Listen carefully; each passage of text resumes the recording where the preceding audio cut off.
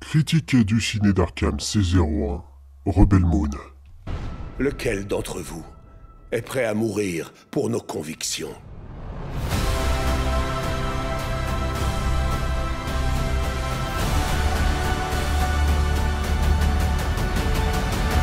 Salut, détenu Arkham, j'espère que vous allez bien, moi ça va plutôt bien, parce qu'on se retrouve aujourd'hui pour la critique du dernier film de Zack Snyder, Rebel Moon, sorti sur Netflix, deuxième film de Zack Snyder qui sort sur Netflix après Army of the Dead, un film que je n'avais pas détesté, mais je n'avais pas idolâtré non plus, parce que il y a mieux hein, dans la catégorie Snyder et ouais, dans tout ce qu'il a fait comme film.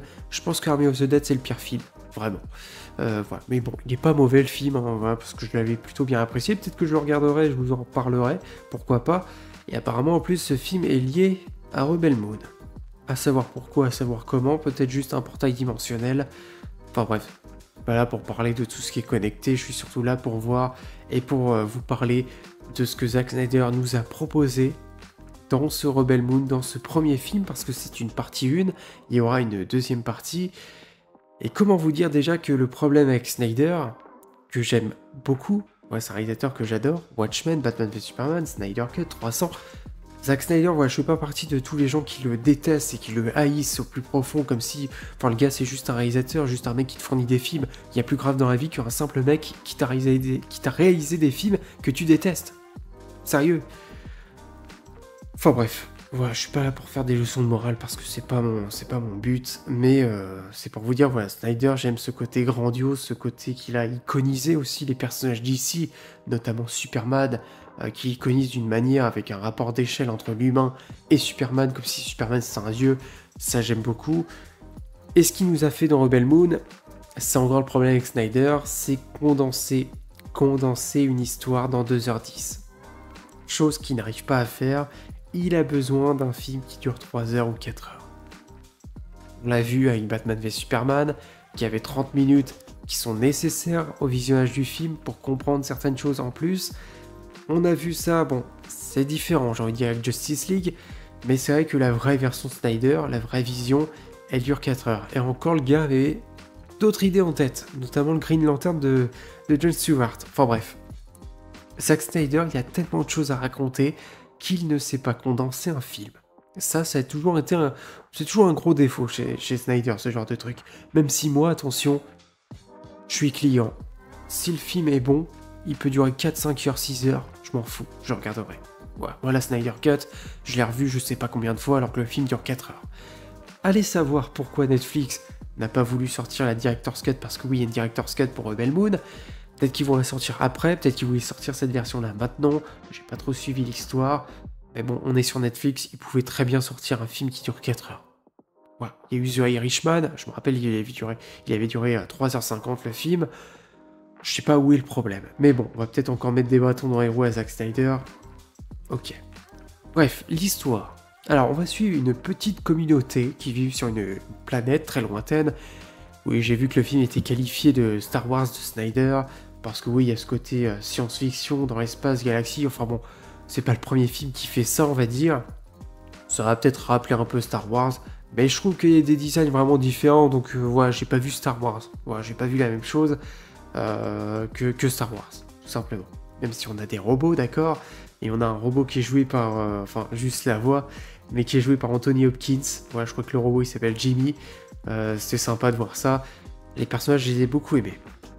Continue l'histoire, donc cette communauté qui vivent tranquillement, voilà, qui font leur école, tout ça, va un jour, il y a un vaisseau qui va arriver, un vaisseau qui appartient donc à un régime tyrannique, et d'ailleurs, le vaisseau en tout cas est mené par Ed Skrein.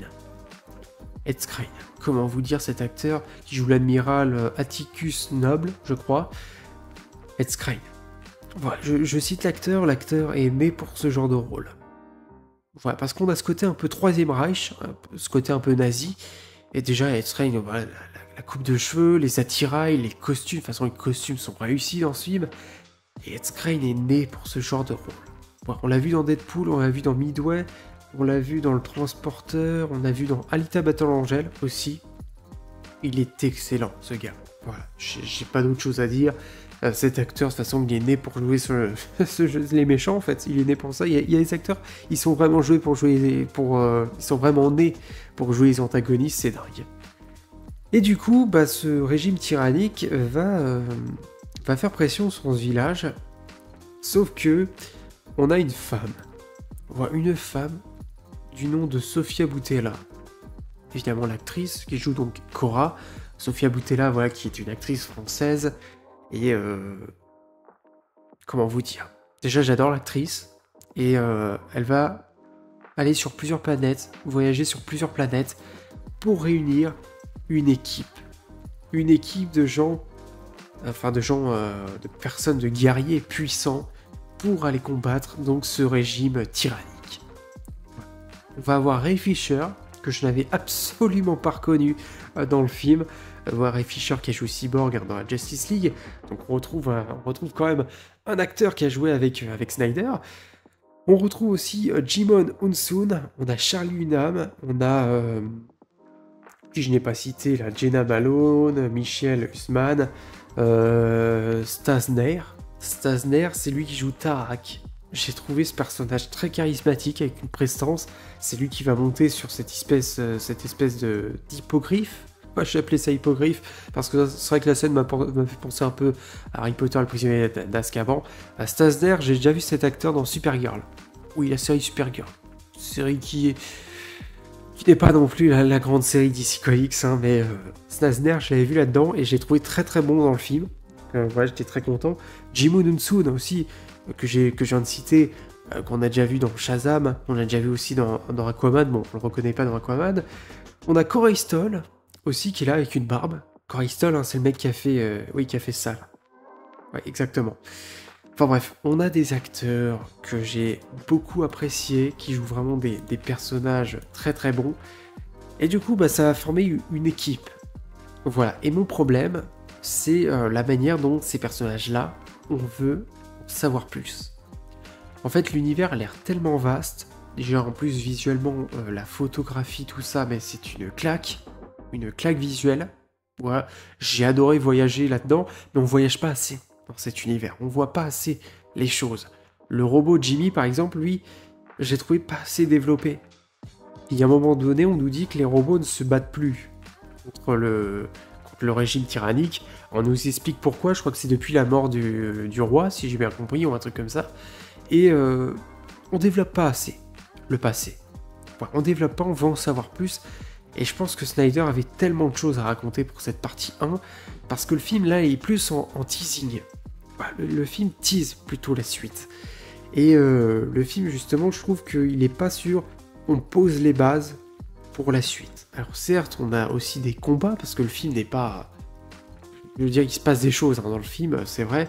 Au niveau combat, chorégraphie, j'aime beaucoup. Ouais, on a d'ailleurs le personnage de Nemesis, qui va se battre contre une araignée dégueulasse. Ouais, il y a une araignée à un moment donné avec une tête.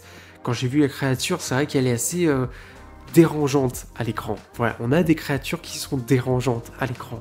Et il y a vraiment des choses proposées, des designs de créatures qui sont agréables, certaines visuellement à l'écran, et d'autres qui sont vraiment dérangeantes. C'est vrai que cet univers de Snyder me plaît vraiment énormément, mais ce film est je vais pas dire vide, mais il manque énormément de choses. Et ça a été un problème. Hormis ça, le film a réussi à me donner envie pour la suite. Voilà. Et il a réussi à me donner envie pour une partie 2. Peut-être qu'on aura une Director's Cut et je la regarderai. De toute façon, il n'y a aucun problème là-dessus, c'est clair que je la regarderai. Voilà, pour en savoir un peu plus pour chaque perso. Parce que c'est vrai que j'aime ce côté, on va réunir une équipe. Ça m'a rappelé un peu The Mandalorian, quand Mando voyage sur plusieurs planètes. Ça, c'est quelque chose que j'aime beaucoup dans les films, c'est le voyage. Au niveau VFX, effets spéciaux, c'est plutôt bien fait. Bon, il y a une scène avec Ed Skrein à un moment donné où il y a des sangsues sur lui, où je trouvais qu'on voyait quand même que c'était rajouté. Voilà. Bon, c'est qu'un détail, bien sûr. Mais sinon, dans l'ensemble, j'ai passé un très bon moment devant le film. Voilà, je sais pas ce que vous en avez pensé. Je sais que le film se fait lyncher comme pas possible.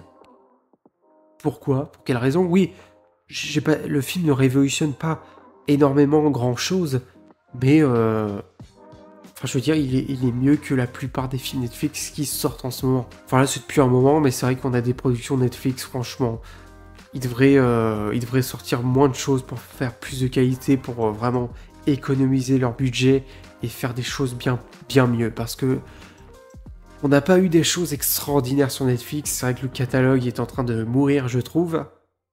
Mais bon, moi j'ai hâte d'avoir la partie 2. En tout cas, Zack Snyder m'a convaincu avec la partie 1, même si j'attends quand même la Director's Cut parce qu'il manque des choses. Mais voilà. N'hésitez pas à me dire en tout cas dans les commentaires ce que vous avez pensé de Rebel Moon. Est-ce que vous avez aimé le film? Est-ce que vous l'avez détesté? Mais pour quelles raisons? Quand même des arguments.